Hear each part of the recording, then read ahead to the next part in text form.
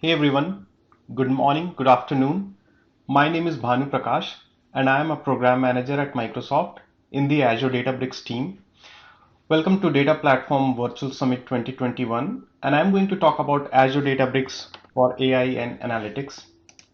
Let's get started. Today I'm going to cover a lot of updates around various areas for Azure Databricks: data management, workspace updates, data engineering, Databricks SQL, machine learning, and some of the platform updates.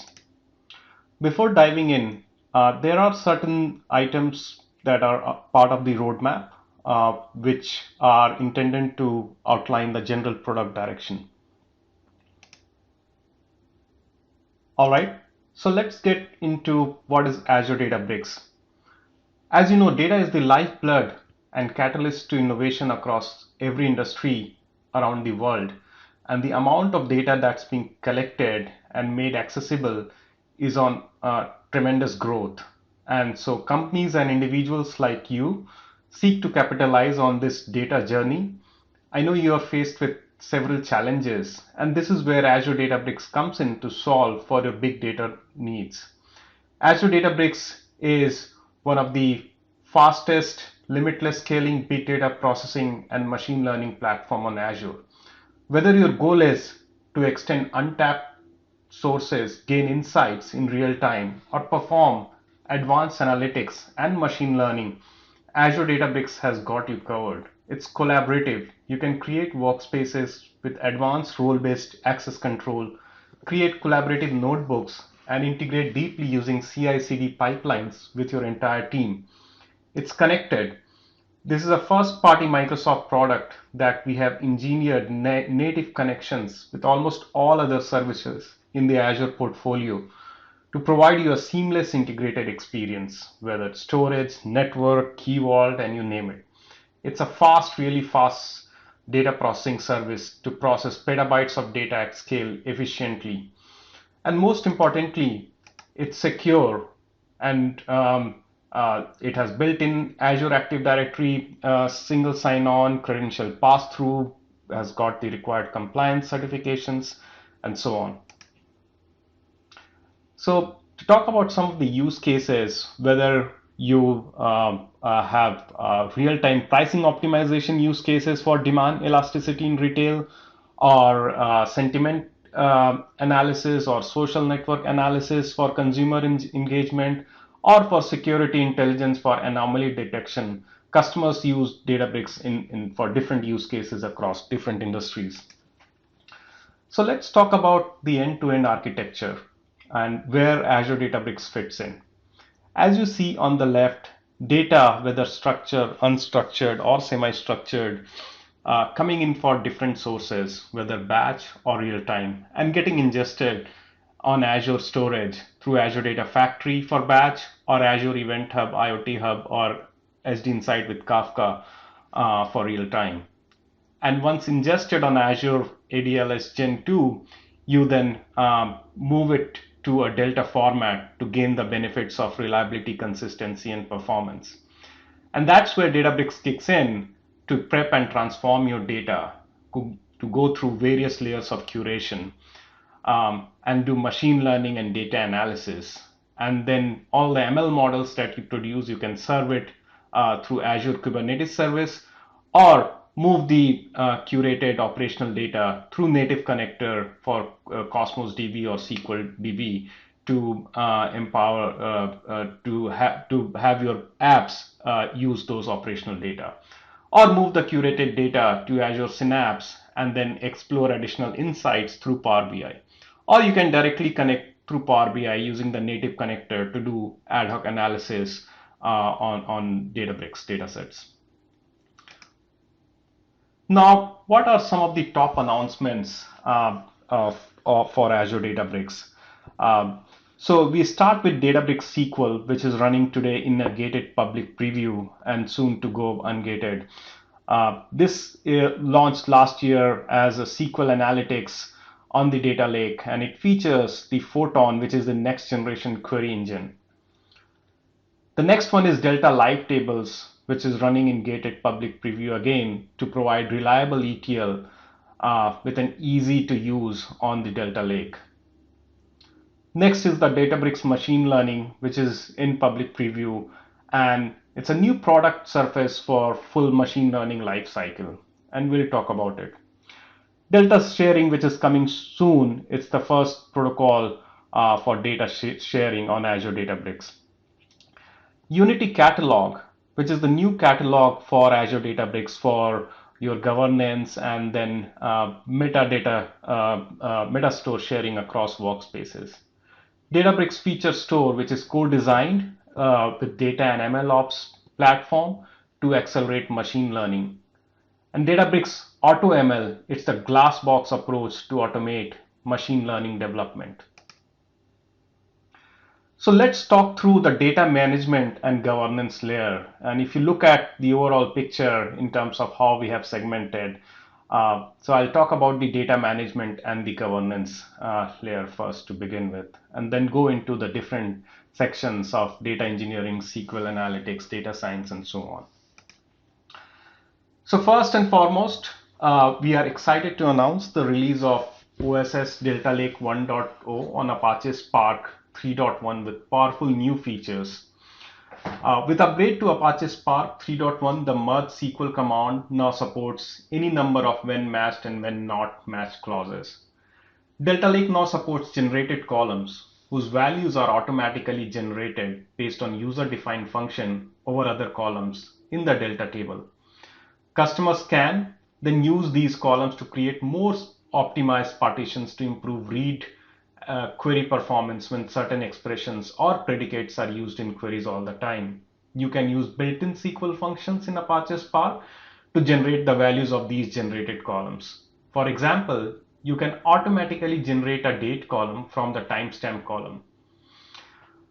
Simplified storage configuration. That is yet another capability with this. Delta Lake can now automatically load the correct log store needed for the storage hosting the Delta table being written into. Programmatic APIs to create tables. Delta Lake now allows you to create new Delta tables programmatically without using the data frame APIs. So let's talk about the generated column. In this case, as you see, you have these two columns, ID and event time, and you want to add a derived column. If you do it manually, it's error prone and costly forgotten. You need to manually add predicates. Now with generated column feature, you can automatically generate values, add predicates using standard SQL syntax.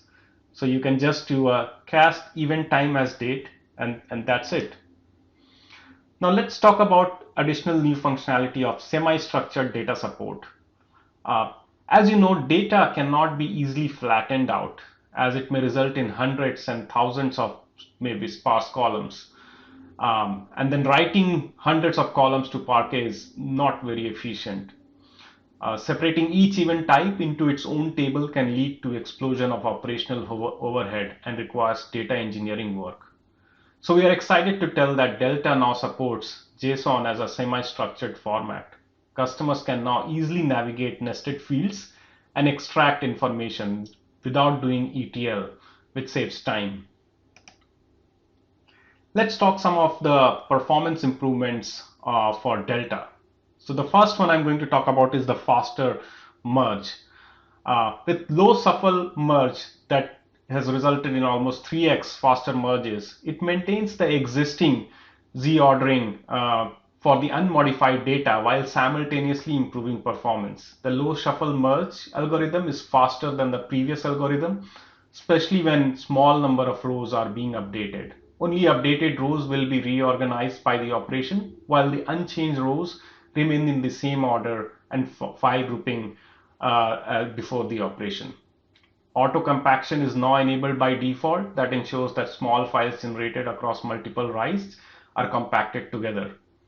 And then Photon is now also available for interactive as well as jobs compute use cases where users can expect to see almost 2.5 performance improvement.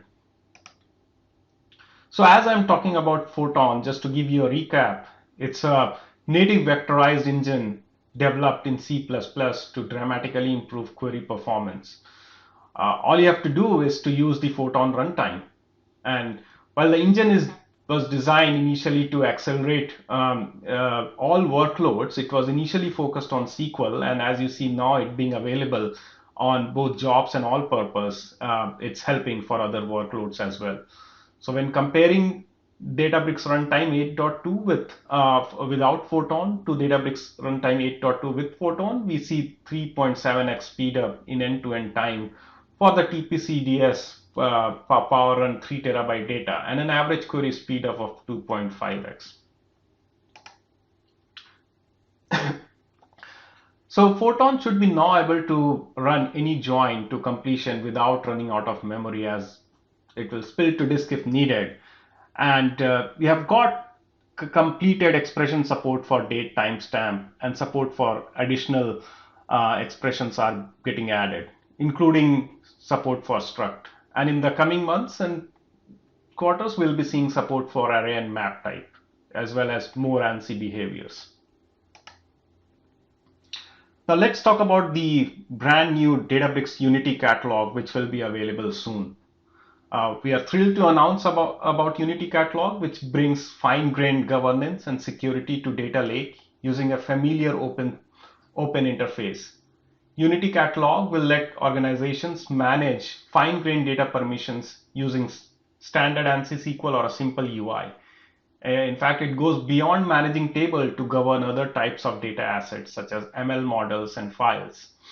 And so in summary, Unity Catalog will be a new centralized meta store with fine grained security across all your workspaces, not just single. And it will be available in addition to the existing meta store that you are currently using.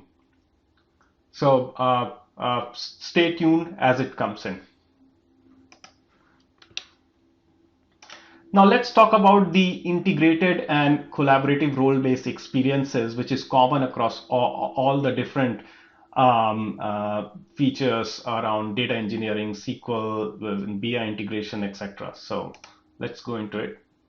We have now introduced a new switcher that allows you to switch between purpose-built product surfaces for data science, engineering, machine learning, and Databricks SQL.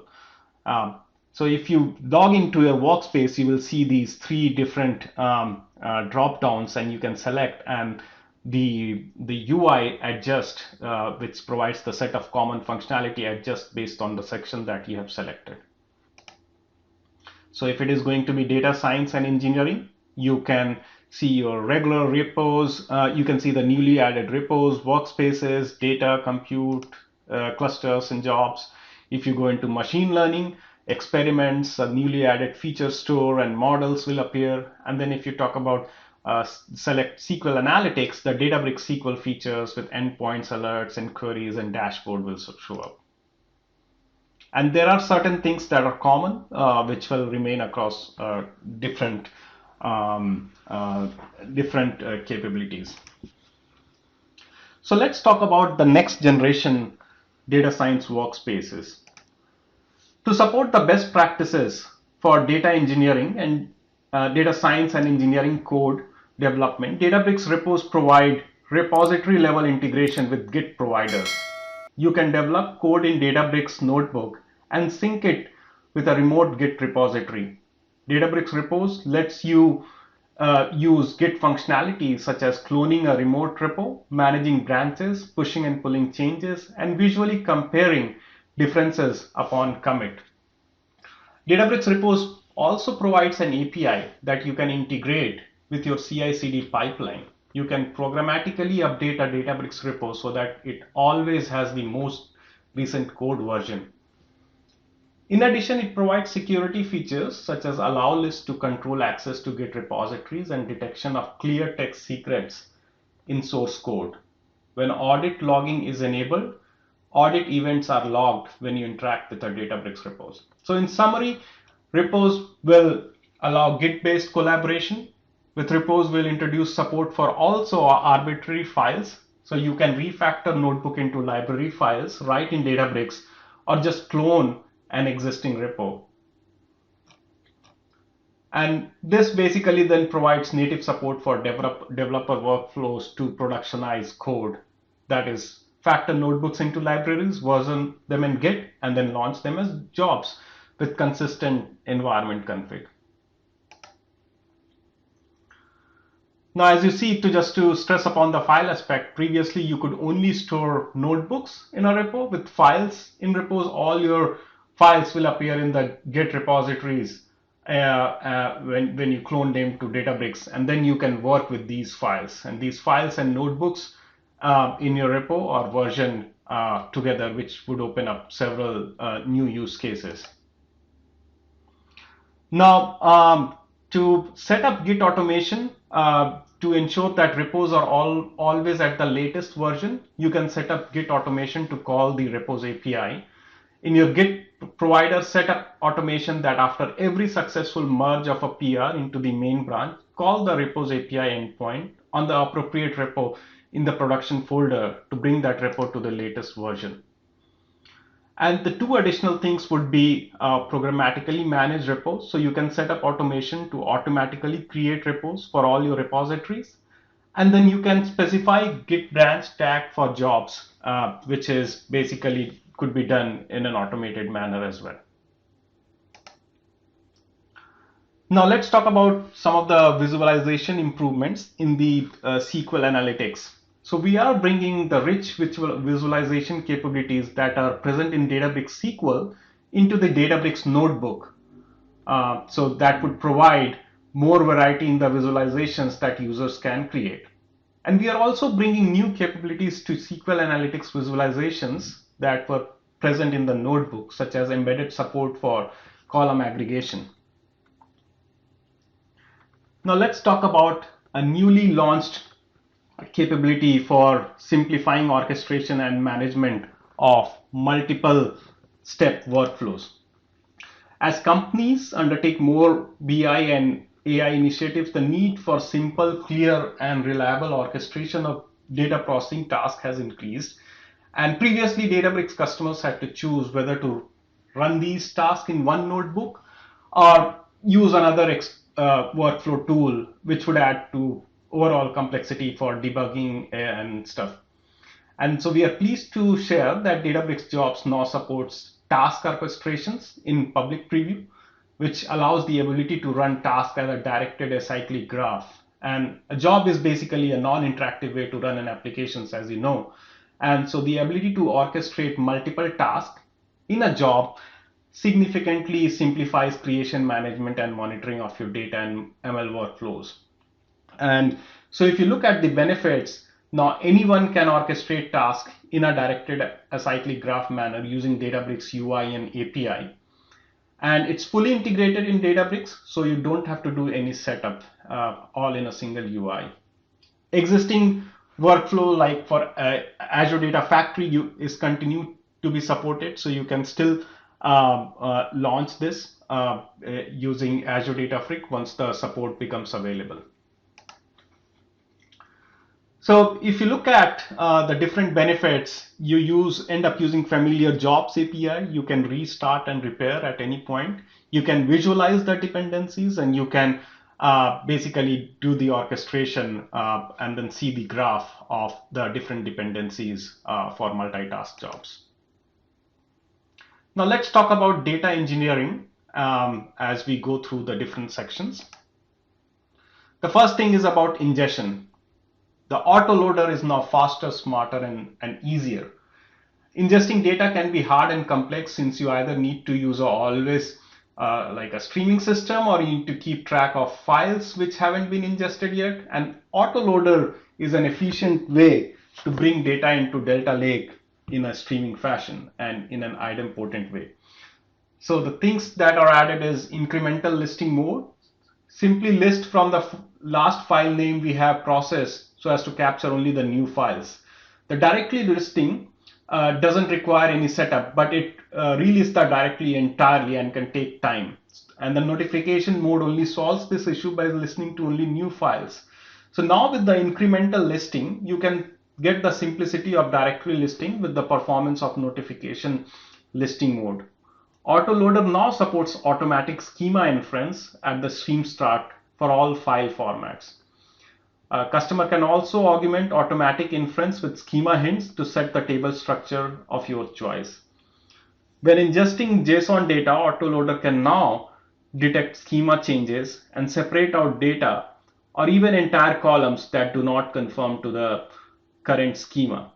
And customers can combine these new Autoloader capabilities with the Databricks jobs to automatically evolve schemas as the stream changes between micro batches without causing interruptions. And you can use rescue data column to never lose data again.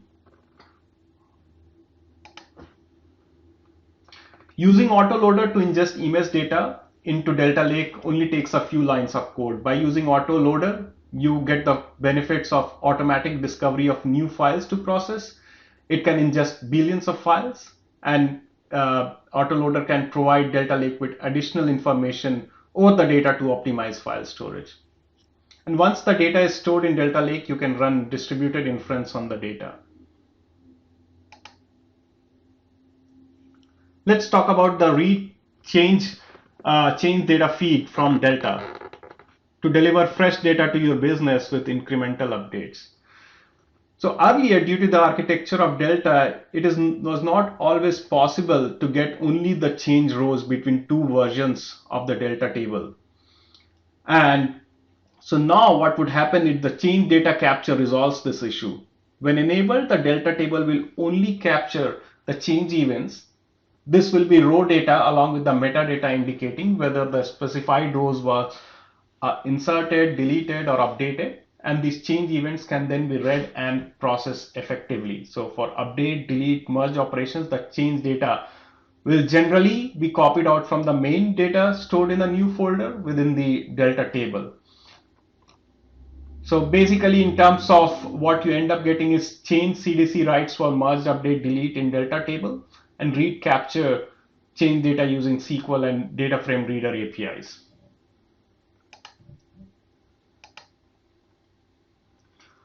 Let me talk about Delta live tables that were previously known as Delta pipelines as part of running it in preview.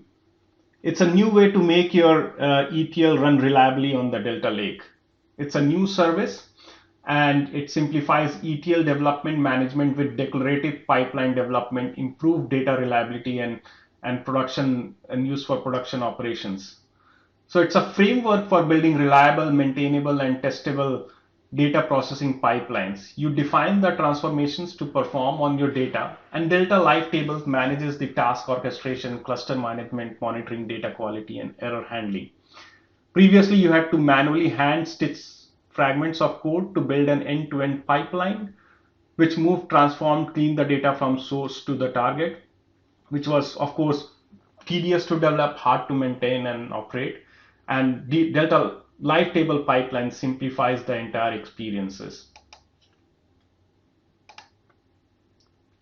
Delta Live Table has a simple way for users to specify dependencies between tables in a pipeline. With that, the Delta Live Table service ensures that all the data is correctly populated in all the linked table and views.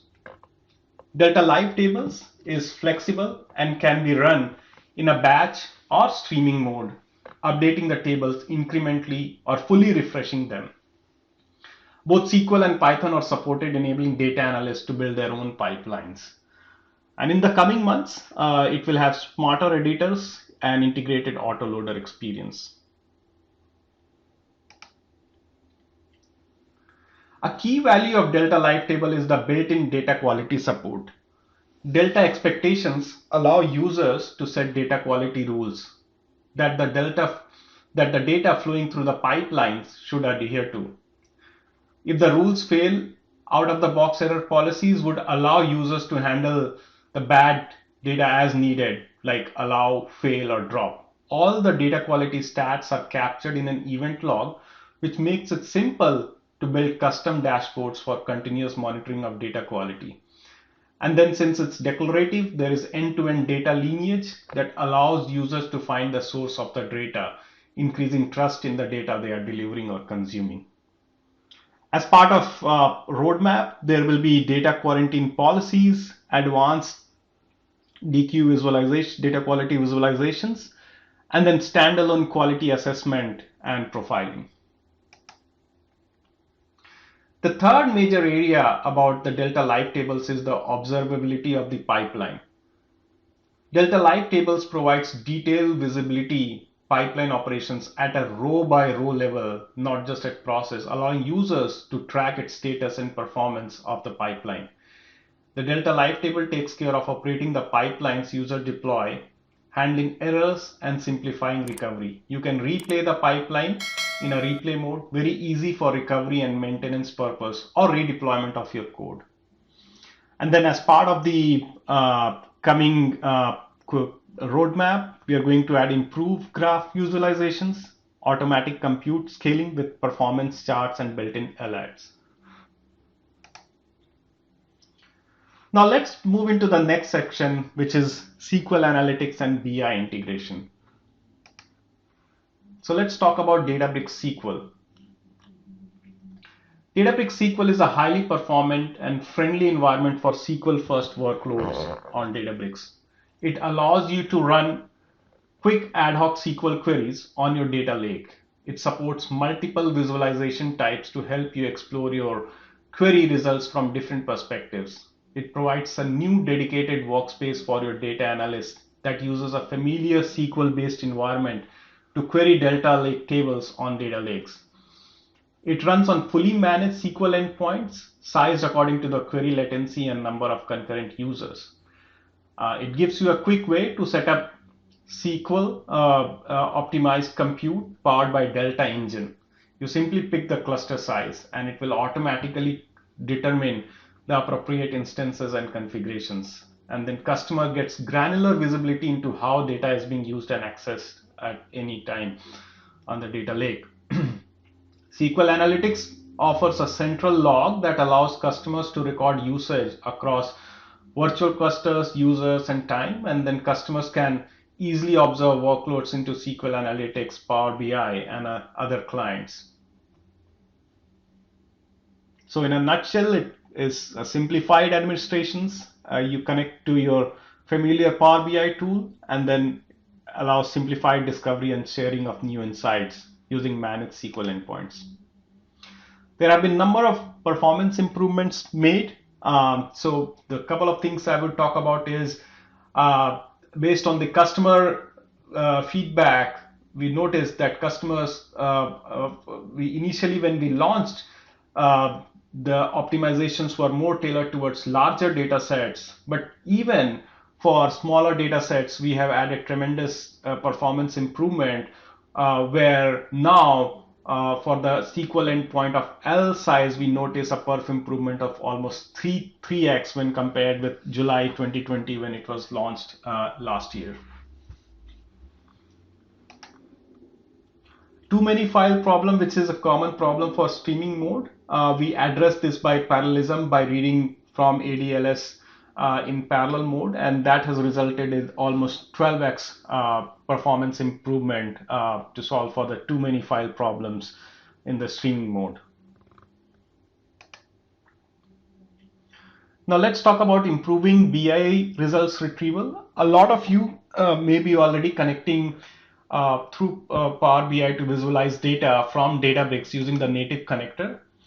And then if you're using the import mode, you would have noticed as part of the data transfer for larger data sets, it would take time.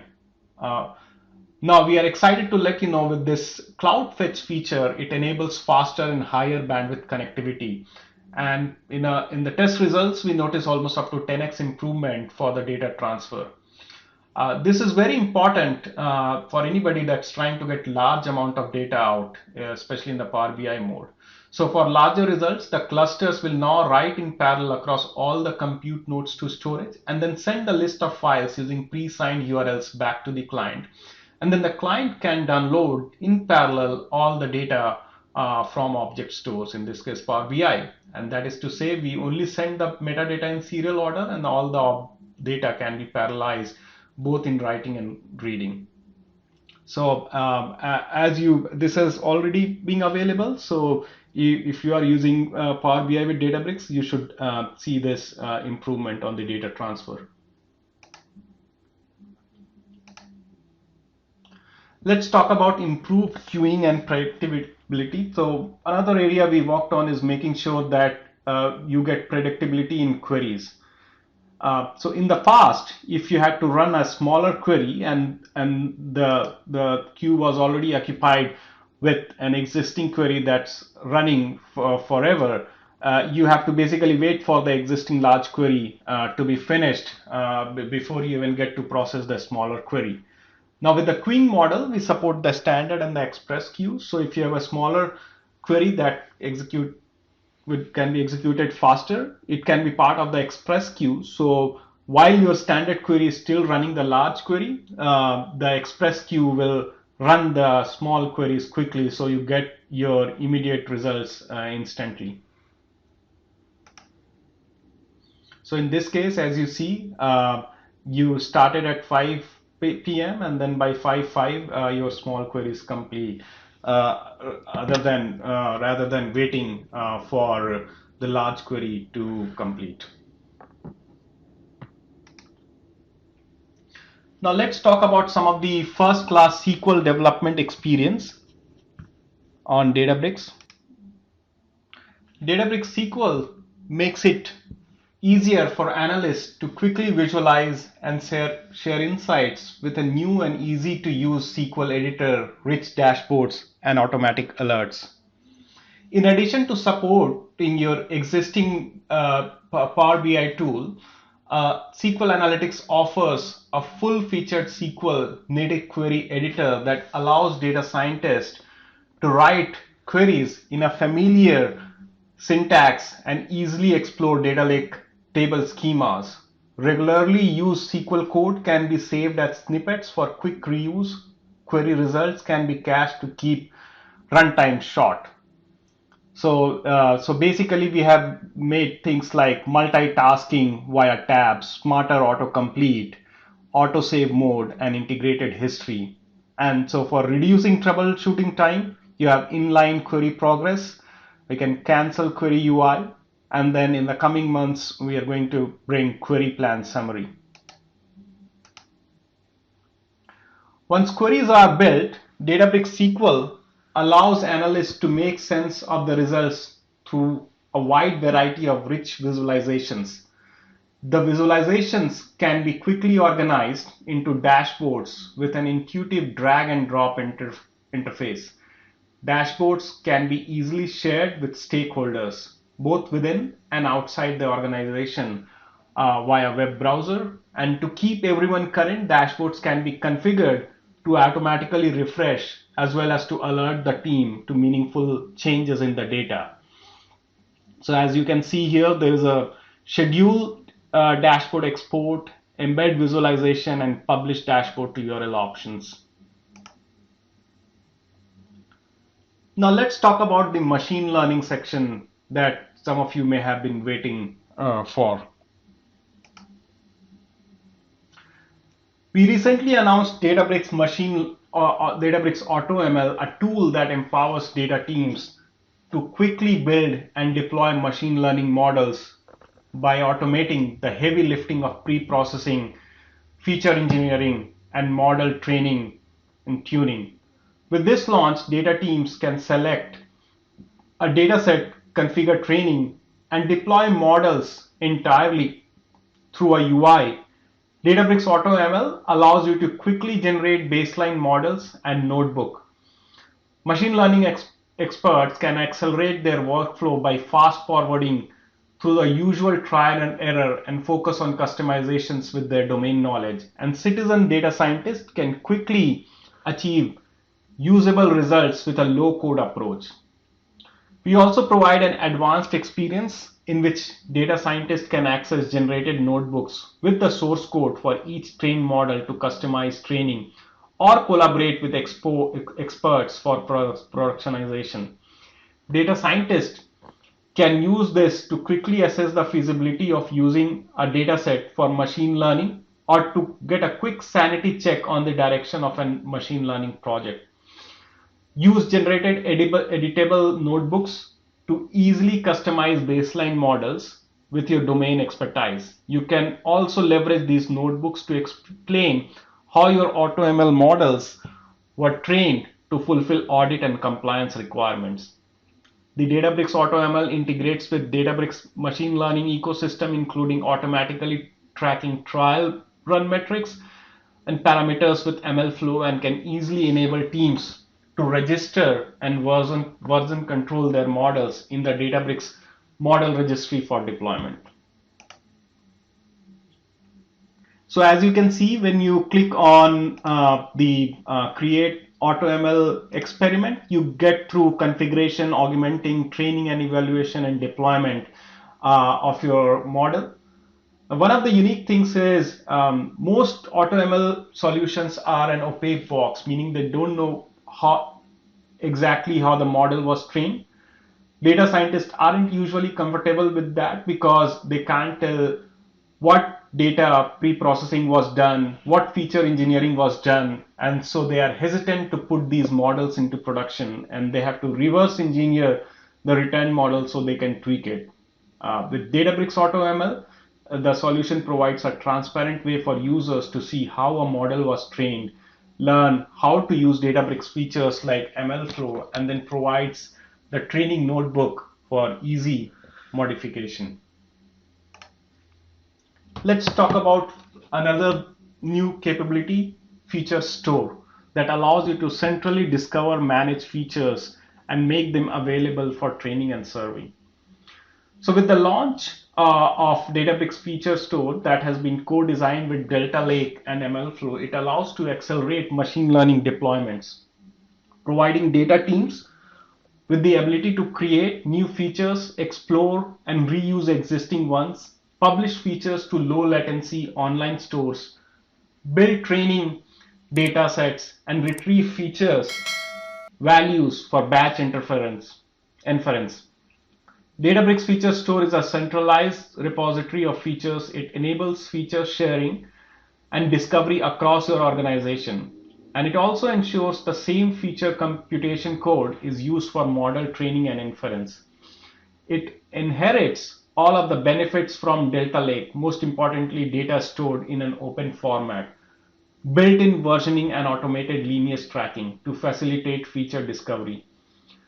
By packaging up the feature information with MLflow model format, it provides lineage information from features to models, which facilitates end-to-end governance and model training when data changes. At model deployment, the models look up features from the feature store directly. That significantly simplifies the process of deploying new models and features. And for those of you who are wondering what features are, they are inputs to machine learning models, and they have to be computed based on raw data. For example, on this slide, feature augmentation and pre-computed features require a feature store that pre-computes those features and make them available both at training and serving.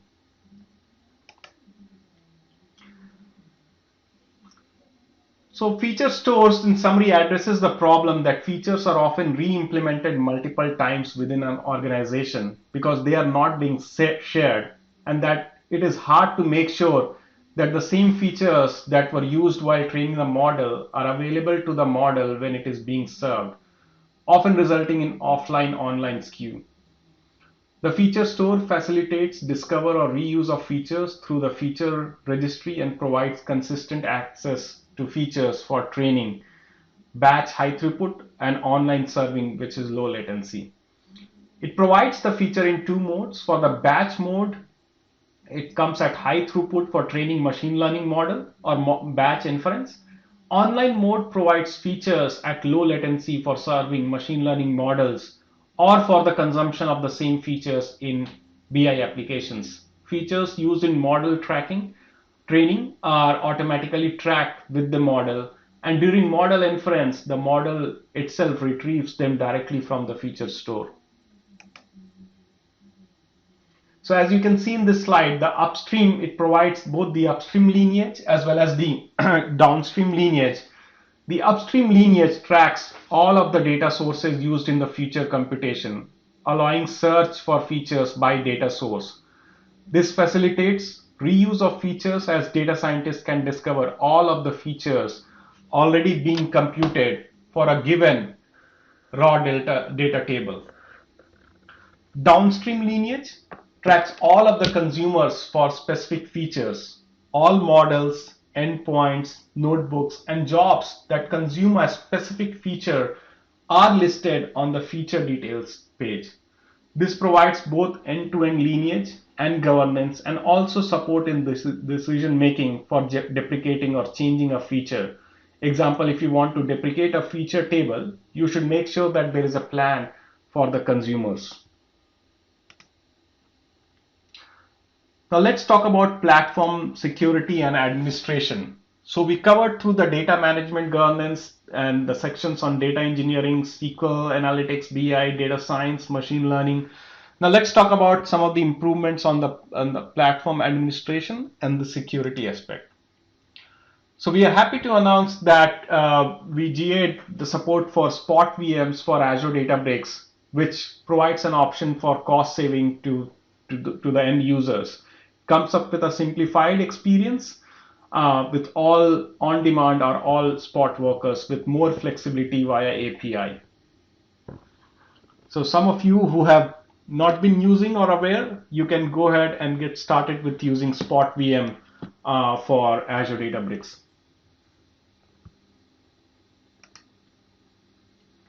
The second thing I want to highlight is about the secure cluster connectivity. With secure cluster connectivity feature, Azure Databricks cluster nodes do not have public IPs, and there are no inbound rules required from the control plane to the data plane.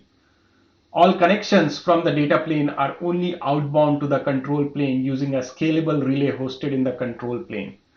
This leads to easier network configuration, easier approval by your InfoSec security teams, and a more secure architecture. This feature is available for both standard and premium tiers for VNet injected and managed VNet workspaces. So if you in the past had to worry about public IPs being spin up for your data plane VMs, you no longer have to worry with this feature. And then lastly, I want to talk about private workspaces using private endpoints, which has been running in private preview. It's a feature we are really excited about. So with private workspaces using private link, a private endpoint, one can set up their network infrastructure and workspaces in a manner where all the traffic from your on-prem network to the web app for Databricks in the control plane can be made to transit over Azure Express Route and the cloud and the Azure backbone, all through a private tunnel. This traffic will be completely isolated from related traffic of other workspaces and other customers. All the traffic from customers' clusters in the data plane to no public IP relay and web app in the control plane can be made to transit over Azure's backbone network all through a private tunnel. This traffic will also be completely isolated from other traffic for other workspaces and the other customers. And then all the traffic from customers' clusters in the data plane to their own managed data sources can be made to transit over the Azure's backbone all through a private tunnel. And then, so as you see, for all the three scenarios, your network to Databricks, Databricks to the storage, or Databricks control plane to the data plane, all binded within a private network. So if you haven't kicked the tires within this, reach out to get started on this. Now let's go into a quick demo. All have been talked, so let me go ahead and show you some of the demo on these. So as you can see, the navigation bar that I was talking about, you can see here the three navigation: data science, data machine learning, and then SQL.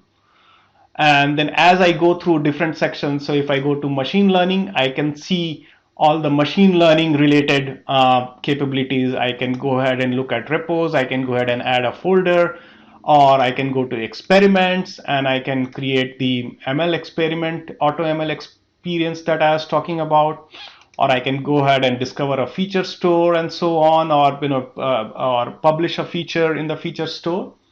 if I go to the SQL endpoint, I will have a different experience with things like alerts, creation of SQL endpoints, and then query history. In this particular example, I want to show you a demo of a rich integration with the Azure ecosystem and how you can run it for an end-to-end use case for, let's say, on an online store. So let's go ahead and first make sure it is attached to a cluster. And before going to that, the Spot VM I was talking about, if you go ahead and create a cluster, you see the option of Spot instances. And guess what? We also have the Photon available as a runtime. So when you select the Photon, it will show you the different runtime with the Photon options. So in this case, I have created a cluster that's running with 3 nodes. And let me go to my notebook. So as part of this demo, it talks about a modern data warehouse architecture on Azure, where you ingest the data using Azure Data Factory, store it on Azure Data Lake Storage, then prep and transform the data using Azure Databricks, and then you move the data using the native optimized connector to Synapse, and then connect using Power BI to Synapse to gain additional insights on the data. We have also added bunch of improvements to the native connector for Azure Databricks to Azure Synapse, like support for service principal, support for Azure Active Directory credential pass-through, which is running in preview. Now let's go ahead and go through this demo. So in this particular demo, what I have done is I have set it up in such a way that it has to first run the setup where it is ingesting data and so on. So I have already run for the purposes of this demo. And then I have created different parts for the storage where the data is available. In this particular case, the demo is for an e-commerce provider where different buyers and sellers connect to buy and sell different products that are available as part of this e-commerce platform. So first, let's go ahead and look at the data, and the data is zipped. So this is what you end up seeing. So you need to unzip the data, uncompress, and then read what's there in the data. So let's go ahead and unzip it and then read what's there in this data path. And then as you would see, you would end up seeing data, which is the reviews of different products. And then you want to go ahead and transform the data and clean the data and then move to Synapse to gain further insights using Power BI. So let this run to see what data it is. And while it's running, I want to quickly show you the different transformations that will be applied on this data after the data is unzipped. So as you see, it shows the rating, the ratings filter, the review date, the review text, and then so on. And then it applies simple transformations on the data that we just uncompressed. And then it saves in a delta format in a particular path on the data lake. And then while it's applying some transformation, we end up creating a temporary view, and then we can view and query the data with easy SQL commands. So in this case, for the last 4 or 5 years, you can see the count of reviews and then how the count of reviews is increased. But now to do additional insights, while you could still use the native visualizations in the Databricks notebook, but you want to have like lots of users or analysts who just want to use the Power BI dashboards and have these data be available in real time. And so what you end up doing is you move these data to a Synapse SQL pool. And so as part of this, as I come down, this is the connector I was talking about, where I would just move the data to Synapse SQL using this command. And I don't have to have this connection string in this way. I can put it in a key vault, and then just using scopes, secret scopes, I can call the I can call the Synapse SQL and then move the data as part of the write operations. And so this is the how the data is moved. So in this case, I have already moved and I connected a Power BI PBIX file to connect to this Synapse data, and then these are the visualizations I can see here. So as you can see, I can look through the different reviews. I can look through the total ratings. I can see the rating distribution. I can go ahead and filter to a particular company. So let's say if I want to look for 3M, if I want to look for a particular country, I can go ahead and apply the filter and the data would change. So this is just a simple demo on how easy it is to set up your end-to-end data pipeline and MDW using the best and flavors of both Databricks and Synapse using Power BI on Azure. With that, let's get back to the concluding slides. First of all, thank you for coming to the Data Platform Summit, and I hope you found it useful. This is one of, you can win some prizes by posting your selfie with hashtag. And then there are some additional resources that I have put where you can go ahead and learn more. You can walk through our best practices, the Delta Engine doc, some of the announcement in depth that I went through in the Data and AI Summit, and a white paper on the best practice. With that, I want to thank you for your time and then hope to see you next time.